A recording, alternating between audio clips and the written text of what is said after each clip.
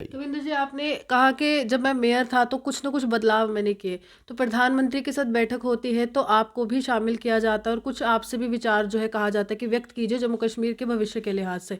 तो हम माने कि भाजपा आगामी जो विधानसभा चुनाव है उसमें आप पर भी एक दाव खेल सकती है कि सीएम फेस जो है वो आप भी हो सकते हैं। देखिए, भारतीय जनता पार्टी में टीम वर्क रहता है और टीम वर्क के माध्यम से जो भी व्यक्ति आगे आएगा, ये पार्टी के जो हमारे केंद्र नेतृत्व है वो तय करता लेकिन है। आपकी क्या मंशा है, व्यक्तिगत मंशा देखिए, बताइए। राजनीति में मैं लोगों को अच्छा डिलीवर कर सकूं, ये हर व्यक्ति की इच्छा रहती है। तो मुझे लगता है कि पार्टी जो भी जिम्मेवारी सौंपेगी उसको सही तरीके से निभाया मुस्कुराहट जाएगा। कुछ और कह रही है, असल लफ्ज क्या है वो दिल से बाहर निकालिए, देखिए, अपनी मन की बात कीजिए, प्रधानमंत्री की तो हम सुनते हैं। मेरा ये कहना है कि ऊपर का नेतृत्व तो सभी को जानता है, सभी की कार्यशैली। कार्यकर्दगी को लेकर के, कार्यशैली को लेकर के, किस व्यक्ति ने कितना पार्टी के लिए किया है। पहले भी इसी आधार पर बिना कहे पार्टी ने हमें दिया है। आगे भी पार्टी जो एक जिम्मेदारी देगी तो मुझे लगता है उसमें ऐसा लगता डेली है। वेजेस कह रहे दीवार बनेंगे और कह रहे कि भाजपा का विजय रथ जो है वो हम रोकेंगे। तो कितनी बड़ी दीवार है और कितनी बड़ी टक्कर रहेगी इस देखिए, बार? भारतीय जनता पार्टी की सरकार ने ही डेली वेजेस को जो पहले मिलता था, आज एक अमाउंट तय हुआ है। और जिस प्रकार से हम उनके लिए लड़ रहे हैं, पुरानी सरकारों की देन है। और मुझे लगता है कि जो भी डेली वेजेस है, उनको मिनिमम वेजेस के आधार पर लाया जाए, ऐसी भारतीय जनता लेकिन पार्टी मात्र मांग। अभी भी 11 रुपए की बढ़ोतरी की गई है, पहले 75 रुपए की थी, अब 11 रुपए, 311 रुपए मिल रहे हैं। क्या ये सही है लेकिन वेतन के ये लिहाज तो से? मानना पड़ेगा कि ये सब भारतीय जनता पार्टी की सरकार में हुआ है। पहले तो ना तो तनख्वाह, ये जो पे टाइम पे मिलती थी, ना उनके बारे में विचार किया जाता था। आज जो भी हो रहा है, भारतीय जनता पार्टी के साए तले ये चीज़ें हो रही हैं। और हमें उम्मीद है कि एक सही पॉलिसीज बना करके इनको यानी भाजपा तमाम डेली वेजेस के साथ है। बिल्कुल फेज मैनर्स में इनको कहीं ना कहीं ये जो आर्थिक सुरक्षा है इनको वो मिलनी चाहिए। 70 महीने की उनको पेंडिंग वेजेस भी है, वो भी अभी उपराज्यपाल के जो प्रशासन ने क्लियर नहीं की है। वही गुस्से का भी कारण है कि कारण जो है कार्यकाल किसी और का चल रहा है लेकिन गुस्सा जो है वो भाजपा पर फूट रहा है। यानी कि रणनीति जो है एलजी हाउस से बनती है और क्या वो वोटों के नुकसान में तब्दील होगी आगामी चुनाव में? देखिए, आज एक ट्रांसपेरेंसी का ज़माना है। जो लोग ऑफिस जाते हैं, अगर वहाँ पर अंगूठा लगा करके अपनी अटेंडेंस को दिखाया जाता है, तो मुझे लगता है कि कहीं ना कहीं इन चीज़ों को भी सोचने की जो, जैसे डेली वेजेस या रबरे खेल, रबरे जंगलात, इस प्रकार के मुद्दे जो लोग जिस पर चर्चा करते हैं, वो पुरानी सरकारों की देन है। लेकिन उसके बावजूद भाजपा उनकी समस्या हल करने के पक्ष में है और लगातार केंद्रीय नेतृत्व के साथ और माननीय उपराज्यपाल जी के साथ भी इस पर बात हो चुकी है। मुझे लगता है कुछ रिजल्ट अच्छे निकलेंगे। जहाँ तक जम्मू कश्मीर का सवाल है, धारा 370 टूटने के बाद 2019 में बहुत से ऐसे लोग थे जिनको यहाँ पर अधिकार नहीं थे। वेस्ट पाकिस्तान रेफ्यूजीज़, उनकी क्या गलती थी कि वो ये अपने सियालकोट के रास्ते से जम्मू कश्मीर में आ गए। लेकिन 70 साल उनको अधिकार न मिलना, वाल्मीकि समाज जिनको विशेष करके सफाई करने के लिए पंजाब से लाया गया था, आज वो उन लोगों को अधिकार नहीं थे। गोरखा समाज जो महाराजा की सेना में भी थे, उनको यहाँ पर अधिकार नहीं थे। लेकिन भारतीय जनता पार्टी ने इन सबको न्याय दिलाया है, नहीं है।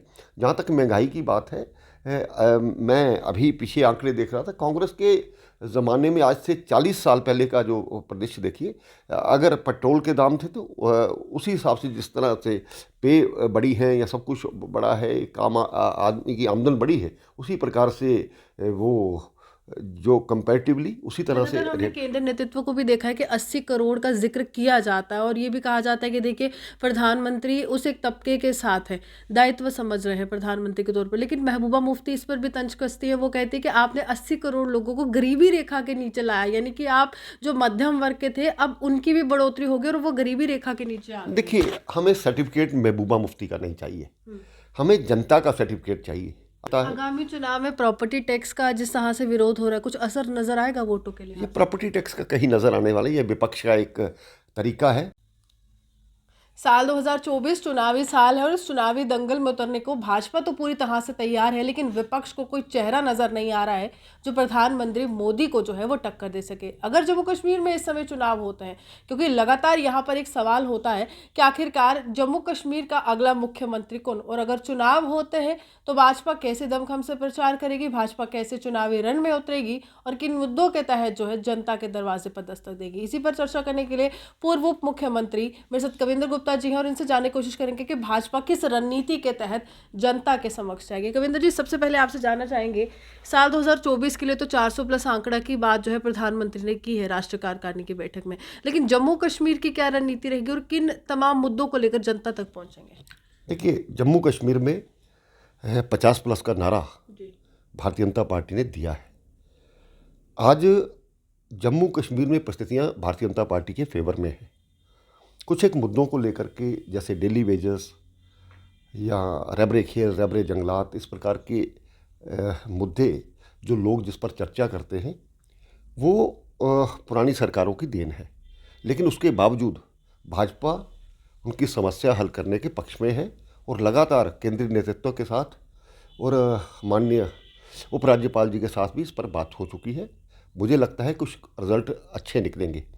जहाँ तक जम्मू कश्मीर का सवाल है, धारा 370 टूटने के बाद 2019 में बहुत से ऐसे लोग थे जिनको यहाँ पर अधिकार नहीं थे। वेस्ट पाकिस्तान रेफ्यूजीज़, उनकी क्या गलती थी कि वो ये अपने सियालकोट के रास्ते से जम्मू कश्मीर में आ गए। लेकिन 70 साल उनको अधिकार न मिलना, वाल्मीकि समाज जिनको विशेष करके सफाई करने के लिए पंजाब से लाया गया था, आज वो उन लोगों को अधिकार नहीं थे। गोरखा समाज जो महाराजा की सेना में भी थे, उनको यहाँ पर अधिकार नहीं थे, लेकिन भारतीय जनता पार्टी ने इन सबको न्याय दिलाया है। जहाँ तक पहाड़ी समाज की बात करें, गुज्जर समाज की बात करें, किसी भी सरकार ने इनके बारे में सोचा नहीं है। भारतीय जनता पार्टी ने कहा था कि एक भारत श्रेष्ठ भारत के तहत सभी कानून एक जैसे हों, और मुझे लगता है कि धारा 370 हटने के बाद हमारे सरकारी एम्प्लॉइज़, उनको भी केंद्र के मुताबिक जो एक पैसा है वो भी मिलता है, और कुल मिलाकर के जनता में एक विश्वास बना है भारतीय जनता पार्टी में। उसका परिणाम आपने देखा कि जो लोकल बॉडीज़ के इलेक्शन हुए थे और इसके साथ पंचायतों के इलेक्शन हुए थे, हमारी बेहतर स्थिति थी। तो भारतीय जनता पार्टी सबसे बड़ी पार्टी उभर करके सामने आई। डीडीसी चुनाव में कहीं ना कहीं गुपकार डिक्लेरेशन ने तो आपको टक्कर दी थी, आप मान नहीं रहे थे, लेकिन सीटें उनकी भी आई थी। तो उनको हराने की क्या रणनीति है, क्योंकि आप तो एकमात्र अकेले चलेंगे लेकिन वो सब एक साथ चलेंगे? देखिए, कम से कम भारतीय जनता पार्टी का इतना रोल तो बना जम्मू कश्मीर में कि आज वो भारतीय जनता पार्टी के खिलाफ खुल करके सारी पार्टियां बैठती हैं। इसका स्वाभाविक बात है कि हमारी ताकत बड़ी है। उसी के कारण से हमें समझना चाहिए कि पीएजीडी कभी इकट्ठा होता है, और जहाँ तक पीएजीडी भी है उसमें भी कभी फारूक अब्दुल्ला, उनके उमर अब्दुल्ला जी अलग तरह से बयान देते हैं कि हम 90 सीटों पर अकेले लड़ेंगे। मुझे लगता है कि सभी की अपनी अपनी रणनीति है। अगर सभी मुख्यमंत्री की दावेदारी पेश कर रहे हैं, स्वाभाविक बात है, जो लोग ऊपर की लीडरशिप जो करते रहे हों वो किसी के नीचे काम नहीं कर सकते, कि डिसिप्लिन में रह के काम नहीं कर सकते। क्योंकि जम्मू कश्मीर में की जो तमाम पार्टियां हैं, परिवारवादी पार्टियां हैं, उनको यही चाहिए, मेरे बाद मेरा बेटा, उसके बाद उसका बेटा, और यही आप जो प्रमुख राजनीतिक पार्टियां उसमें देख रहे हैं। रविंद्र जी, इस गुपकार डिक्लेरेशन से क्या लगता है, कोई एक अगर नेता का नाम लेना हो, किसको सबसे ज़्यादा नुकसान हो इस डिक्लेरेशन में हिस्सा बनने के लिए? देखिए, ये वो वही बता सकते हैं। मुझे लगता है कि सभी का अपना अपना एक एजेंडा है। नेशनल कॉन्फ्रेंस ऑटोनॉमी की बात करती थी, ये अपने पीडीपी सेल्फ रूल की बात करती थी। इसी प्रकार से तारागामी है, उनके वो कम्युनिस्ट पार्टी से हैं, उनका एक अलग एजेंडा है। इसी तरह से कुछ स्थानीय पार्टियां हैं। लेकिन ये हमें मानना पड़ेगा कि जम्मू कश्मीर में जितनी राजनीतिक पार्टियों ने राज किया है, आज उन्हीं से टूट करके लोग अलग अलग पार्टियों में जा रहे हैं। कारण कि कश्मीर के लोग भी उनसे सेटिस्फाइड नहीं है। सबसे ज़्यादा तो हम भाजपा में ही देख रहे हैं जनाधार। देखिए, स्वाभाविक बात है कि आज भारतीय जनता पार्टी के प्रति लोगों में एक विश्वास जगा है। आप नित्य प्रति देखती हैं कि लगातार पार्टी में ज्वाइनिंग्स जो होती हैं, कोई दिन ऐसा नहीं होता जब पार्टी में ज्वाइनिंग नहीं होती। और आपने पिछली 2 रैलियां देखी होगी, चाहे कश्मीर में चाहे राजौरी में। माननीय गृह मंत्री अमित शाह जी आए थे, तो किस प्रकार से लोगों का सैलाब। लोग ये भी ये कहते हैं जो विपक्ष के बड़े नेता हैं, जिसमें उमर अब्दुल्ला हो गए, डॉक्टर फारूक अब्दुल्ला, महबूब मुफ्ती, वो कहती हैं कि देखिए सबसे ज़्यादा लैंड ग्रैबर्स जो है, लैंड ग्रैबिंग की बात करें, सबसे ज़्यादा लैंड ग्रैबर्स तो है वो भाजपा में है। वो कहते हैं कि जो भी व्यक्ति जिसको भी अपनी ज़मीन जब प्रॉपर्टी बचानी होती है वो भाजपा में शामिल हो जाता है, हमारा साथ छोड़ देता है। देखिए, कानून अपने हिसाब से काम करेगा। जो लोग भी इसमें दोषी पाए जाएंगे उन पर एक्शन होना चाहिए। भारतीय जनता पार्टी इस पक्ष में है। तो मुझे हो सकता है कि जब पार्टियां बढ़ती हैं कुछ लोग आते हैं, लेकिन अपने किए कराए का फैसला उसके लिए कभी भी भारतीय जनता पार्टी इस चीज़ की सपोर्ट नहीं रविंद्र करेगी। जी, महंगाई की चर्चा विपक्ष कर रहा है, आम लोग भी कर रहे हैं, बेरोजगारी की चर्चा कर रहे हैं, उसका कोई तोड़ निकाला है भाजपा ने कि क्या रणनीति रहेगी आगामी चुनाव? देखिए, देश आज आप पूरे विश्व प्रदेश में देखिए, आज अमेरिका, ब्रिटेन, फ्रांस, कनाडा, जो बड़ी बड़ी अर्थव्यवस्थाएं थी, आज वो भारत से पीछे हैं। भारत ने लगातार 80 करोड़ लोगों को 2.5 साल यहाँ पर राशन दे करके उनको इस मुश्किल काल में भी कभी आंच नहीं आने दी। हमने केवल अपने देश के लिए नहीं सोचा। सबसे बड़ा 130 करोड़ आबादी वाला देश, वही देश जिसमें पहले हम एक डिपेंडेंट थे, आज हम आत्मनिर्भर के नाते हमने 69 देशों को वैक्सीन मुफ्त में दी है। ये कोई छोटी बात नहीं है। जहाँ तक महंगाई की बात है, मैं अभी पीछे आंकड़े देख रहा था, कांग्रेस के ज़माने में आज से 40 साल पहले का जो परिदृश्य देखिए, अगर पेट्रोल के दाम थे तो उसी हिसाब से जिस तरह से पे बड़ी है या सब कुछ बड़ा है, काम आदमी की आमदन बड़ी है, उसी प्रकार से वो जो कंपैरेटिवली उसी तरह से लगातार हमने केंद्र नेतृत्व को भी देखा है कि 80 करोड़ का जिक्र किया जाता है और ये भी कहा जाता है कि देखिए प्रधानमंत्री उस एक तबके के साथ है, दायित्व समझ रहे हैं प्रधानमंत्री के तौर पर। लेकिन महबूबा मुफ्ती इस पर भी तंज कसती है। वो कहती है कि आपने 80 करोड़ लोगों को गरीबी रेखा के नीचे लाया, यानी कि आप जो मध्यम वर्ग के थे अब उनकी भी बढ़ोतरी होगी और वो गरीबी रेखा के नीचे आ गए। देखिए, हमें सर्टिफिकेट महबूबा मुफ्ती का नहीं चाहिए, हमें जनता का सर्टिफिकेट चाहिए। आज जम्मू कश्मीर में कोई घर एक ऐसा नहीं है जिसमें सरकार की स्कीम्स का कोई लाभार्थी ना हो। आज आयुष्मान भारत के जो लोगों की हेल्थ कवरेज मिला है, ये कोई छोटी बात नहीं है और बहुत से लोगों ने इसके माध्यम से इलाज भी कराया है। और प्रधानमंत्री जो जिन नीतियों को लेकर के चल रहे हैं, हमारे पंडित दीनदयाल उपाध्याय जी जो हमारे आदर्श थे, उन्हीं का कहा था कि कतार में खड़ा आखिरी व्यक्ति उस तक सरकारी स्कीमों का लाभ मिलना चाहिए। तो मुझे लगता है कि उसी माध्यम से हम सोच रहे हैं। देश में आज जो एक रहने का स्तर था उसको ऊंचा किया गया है। इस चीज़ को हर व्यक्ति समझता है। आगामी चुनाव में प्रॉपर्टी टैक्स का जिस तरह से विरोध हो रहा है, कुछ असर नजर आएगा वोटों के लिए? ये प्रॉपर्टी टैक्स का कहीं नज़र आने वाला, ये विपक्ष का एक तरीका है। मुझे लगता है कि बढ़ती हुई इकॉनमी को देखते हुए अगर हमें 100 रुपया महीना कहीं देना भी पड़ता है तो उसके लिए इस चीज़ को सोचना चाहिए कि हम कितनी देर, जो पुरानी सरकारें रहीं उन्होंने लोकल बॉडीज़ के इलेक्शन नहीं करवाए। मैं जब जम्मू का मेयर बना था तो 27 साल बाद इलेक्शन हुए थे। आज 2018 में भारतीय जनता पार्टी ने लोकल बॉडीज़ के माध्यम से इलेक्शन कराए हैं। पंचायत के इलेक्शन यहाँ नहीं होते थे। उसके कारण से जो केंद्र द्वारा दिया हुआ पैसा है उससे हम वंचित रहते थे।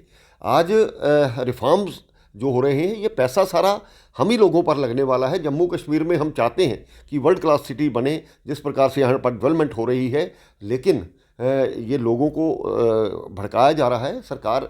और मुझे ये भी लगता है कि एलजी प्रशासन लोगों के बीच में जाकर के लोगों को अवेयर करने की ज़रूरत है। जहाँ तक आपकी जानकारी के लिए 1962 से लेकर के 2000 तक पहले भी यहाँ प्रॉपर्टी टैक्स था, लेकिन उसका लेने का कोई तरीका नहीं था। सरकार इस माध्यम से लोगों को अवेयर करके अगर इसको इम्प्लीमेंट करती है तो लोग अपनी मर्जी से इसको स्वीकार करेंगे, मुझे ऐसा लगता है। डेली वेजेस कह रहे दीवार बनेंगे और कह रहे कि भाजपा का विजय रथ जो है वो हम रोकेंगे, तो कितनी बड़ी दीवार है और कितनी बड़ी टक्कर है? देखिए, भारतीय जनता पार्टी की सरकार ने ही डेली वेजेस को जो पहले मिलता था, आज एक अमाउंट तय हुआ है और जिस प्रकार से हम उनके लिए लड़ रहे हैं, पुरानी सरकारों की देन है।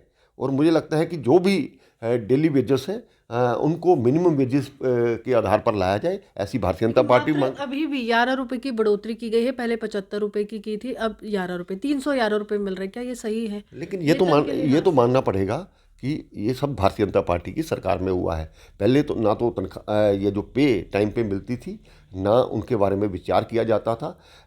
आज जो भी हो रहा है भारतीय जनता पार्टी के साए तले ये चीज़ें हो रही हैं और हमें उम्मीद है कि एक सही पॉलिसीज बना करके इनको यानी भाजपा तमाम डेली वेजेस के साथ है। बिल्कुल फेज मैनर्स में इनको कहीं ना कहीं ये जो आर्थिक सुरक्षा है इनको वो मिलनी चाहिए। 70 महीने की उनको पेंडिंग वेजेस भी है, वो भी अभी उपराज्यपाल के जो प्रशासन ने क्लियर नहीं की है। वही गुस्से का भी कारण है कि कारण जो है कार्यकाल किसी और का चल रहा है, लेकिन गुस्सा जो है वो भाजपा पर फूट रहा है। यानी कि रणनीति जो है एलजी हाउस से बनती है और क्या वो वोटों के नुकसान में तब्दील होगी आगामी चुनाव में? देखिए आज एक ट्रांसपेरेंसी का ज़माना है। जो लोग ऑफिस से जाते हैं अगर वहाँ पर अंगूठा लगा करके अपनी अटेंडेंस को दिखाया जाता है तो मुझे लगता है कि कहीं ना कहीं इन चीज़ों को भी सोचने की ज़रूरत है। अगर हम अपने अधिकारों की बात करते हैं तो अपने कर्तव्य को हमें निभाना होगा। हम क्या ईमानदारी से यहाँ पर काम कर रहे हैं? मुझे तो लगता है कि प्रधानमंत्री जी ने, अभी मैं एक वीडियो सुन रहा था, उन्होंने जजेस को भी यहाँ तक कहा है, बड़े बड़े जो अपने सुप्रीम कोर्ट के जजेस को भी कहा है कि आप 2 बजे ऑफिस आएंगे और 4 बजे चले जाएंगे, इससे काम चलने वाला नहीं है। और गर्मियों में 2 महीनों की आपकी छुट्टियां भी होगी। लोग आपसे जवाब मांगते हैं, लोग 9 बजे आकर के बैठते हैं, 6 बजे चले जाते हैं। एक जो वर्क कल्चर है उसको कहीं ना कहीं लाने की जरूरत है। प्रधानमंत्री जी स्वयं लोगों के लिए प्रेरणा है और साल में कभी उन्होंने एक भी छुट्टी नहीं ली पिछले 9 सालों में। तो हम समझ सकते हैं कि वर्क कल्चर आना चाहिए।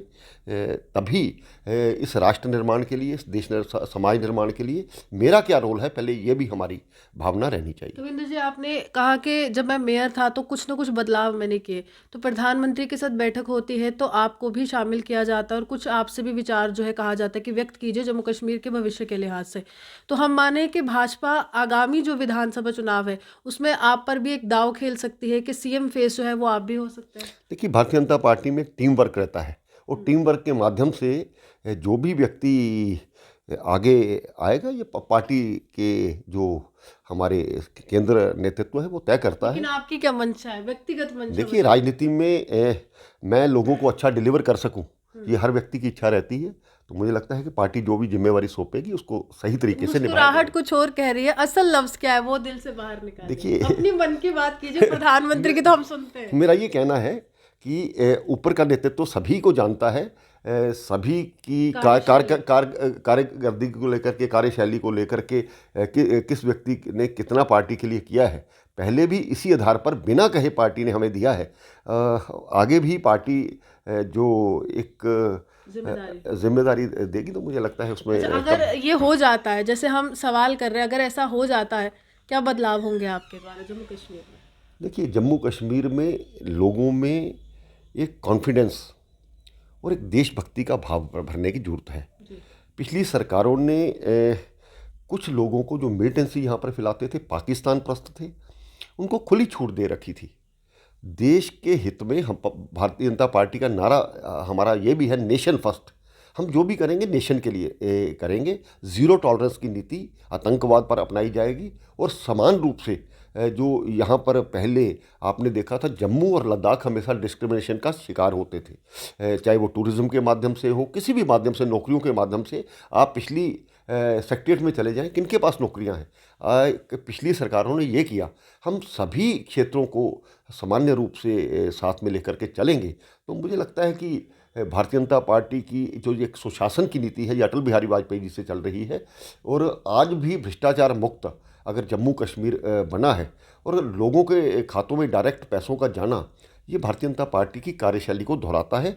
उसी आधार पर यहाँ पर काम किया जाएगा। देखिए, अखंड भारत का सपना प्रधानमंत्री ने पूरा किया धारा 370 व 35A की समाप्ति के बाद, लेकिन अब भाजपा उसी रणनीति के तहत 370 के मुद्दे को भी भुनाएगी और कहीं ना कहीं प्रधानमंत्री की तमाम जो योजनाएं हैं उनको लेकर जनता के दरवाजे पर जाएगी। आप यूँ हमारे साथ बने रहिए, देखते हुए विश्वजीत चौहान की रिपोर्ट।